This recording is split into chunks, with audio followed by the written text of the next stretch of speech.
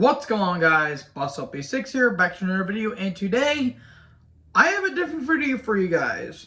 Now, there are some certain YouTubers that I watch that do this concert review thing where they go to metal concerts and they talk about, what merchandise they got and what their experience was, and it's mostly metal. Well, folks, I went to a metal concert last night, and I am so excited to talk about it because this last night was one of the best nights of my entire life. And considering that I went to the Royal Rumble this past January, that is saying plenty. Now, what band did I go and see?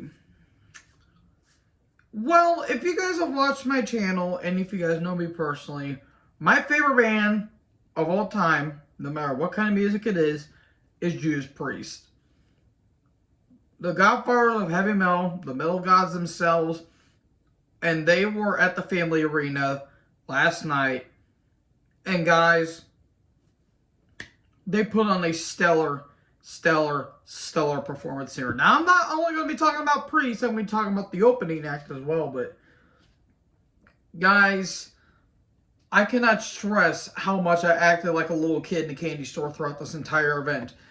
Me and a friend of mine and a friend of his, we all went to this concert, and we were just having a good time, just talking about metal, what our favorite bands are, what our favorite albums are, and even the guy said, man, you know a lot of metal for someone that's 19. I'm like, what can I say? I'm not a metal extraordinaire, but I do know my metal stuff, but anyways, let me talk about the venue real quick. So, the Family Arena in St. Charles, Missouri, it is not a huge arena, like it's kind of like a theater in some ways, but it was like halfway full. There was no way they were going to fill that entire arena up.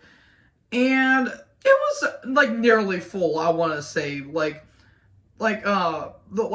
floor was completely filled, and like some of the seats, yeah, they were kind of empty, but like the top row was all right, and the middle of the bottom row, it was pretty filled from what I saw. But yeah, the arena is not that big, but it is a solid arena for what it is.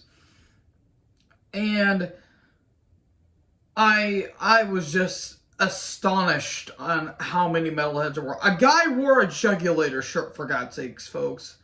They wore a Jugulator shirt, and I'm like, sir, can I please buy that shirt? Even though it probably would have been too small for me, but yeah, that was amazing. Just seeing all these metalheads, it was just absolutely awesome. A guy wore a Hawaiian Judas Priest shirt. He got almost every album patch on. That was really cool. And some really good stuff. And, well, let me tell you about the opening act. The opening act was Queensryche. Now, I'm not a huge Queensryche fan, but I certainly respect them for what it is. And, by the way, if you guys notice, I am watching Godzilla's Revenge from 1971, a.k.a. All Monsters Attack.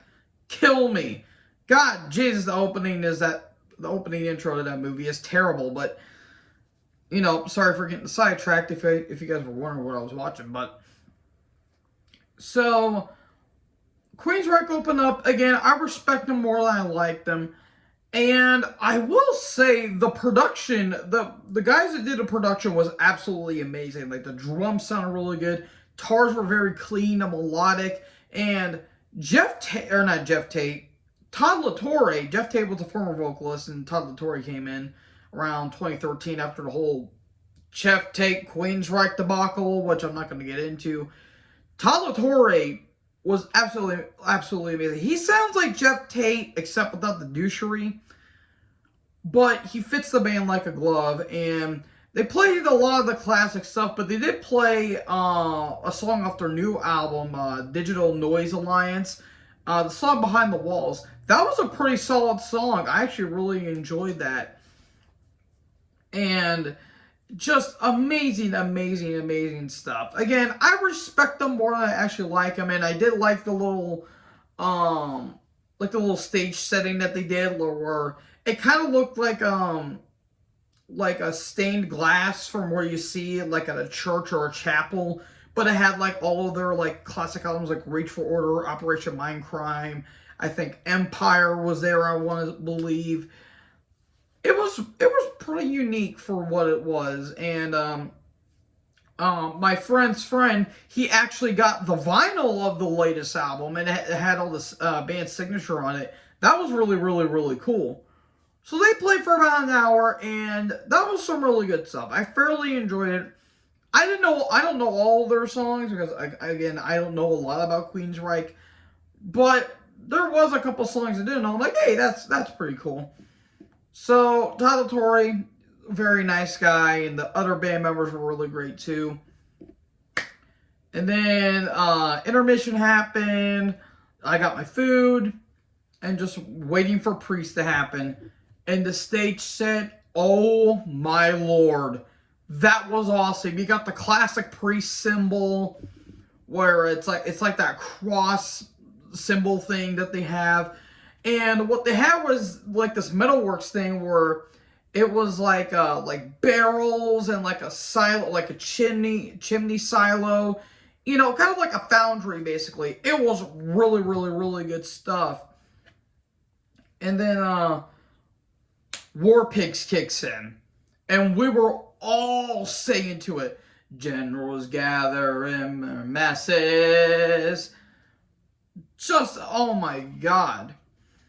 Just that moment, I felt like the roof was about to explode off the place. And then, there was like a really kind of creepy voiceover dub, talking about how the birth of metal and all that stuff. That was really cool. And then the band came on, and guys, I was like a little kid in a candy store. Rob comes out, and I'm just giddy with excitement. Immediately, the Hellion into Electric Eye, the place came unglued for that. And the track selection was kind of interesting because they played off of Sad Wings, Stained Class, Hellbent for Leather, British Steel, obviously. Defenders, Screaming, because Screaming is just came out 40 years ago. I think a couple months back. Painkiller, obviously. Angel Retribution, Redeemer, and Firepower. So yeah. 10 out of 18 ain't that bad, folks. Rob came on, and guys, I almost cried. And he was in his leather jacket with the spikes, and Rob just sounded incredible. And this dude's in his 70s. He's nearly 80.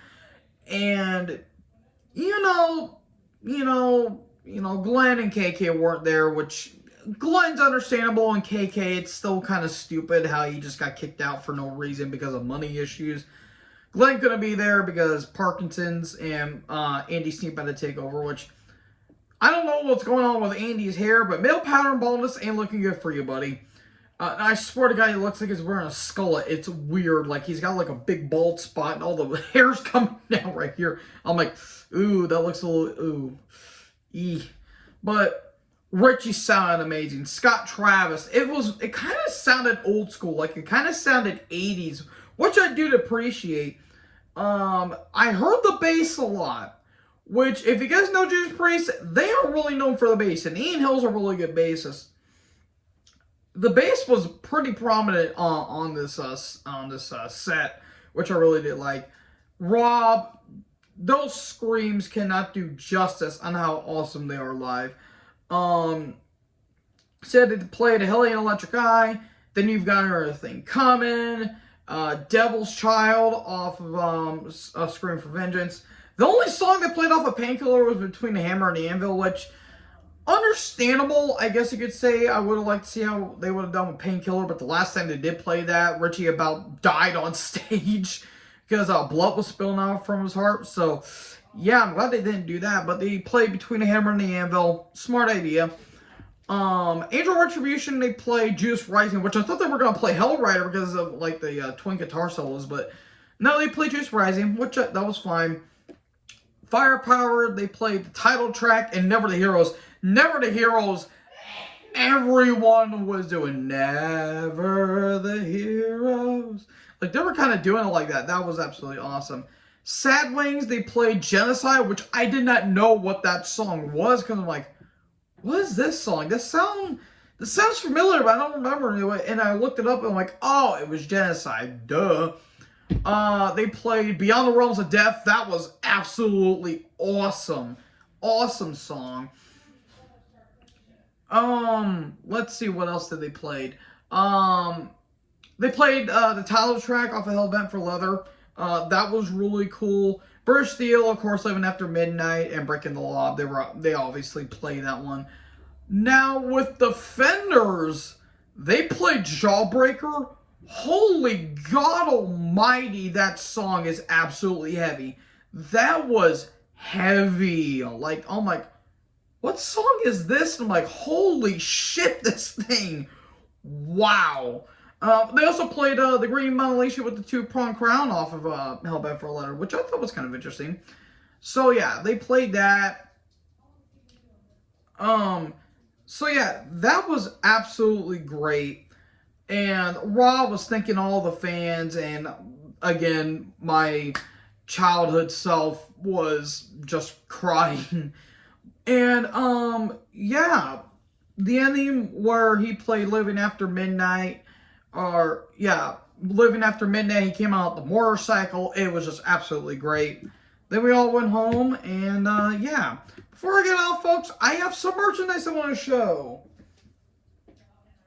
So, I got this. I got the band. You see here, you got Glenn, KK, Ian, Travis, Scott Travis, and Rob. So that's really cool. And you can actually see the touring that they have. Yep, all of that right there. Beautiful. Absolutely beautiful. Hold on, let me see if that's better. See if you could do it like that. Something like that. But yeah, that was great. And then I got this beauty right here. I got this Painkiller from 1990.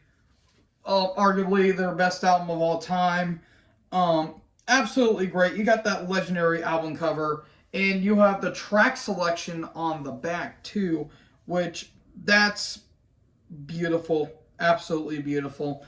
So yeah, folks, that is my first ever concert review. So I hope to go to more in the future, because that was a once in a lifetime experience, and I can't wait to go to more in the future. So anyways, thank you guys for watching this video. Make sure you guys like, comment, subscribe. Tap the little bell for more notifications. Join the herd. Talk to you next video. Peace out.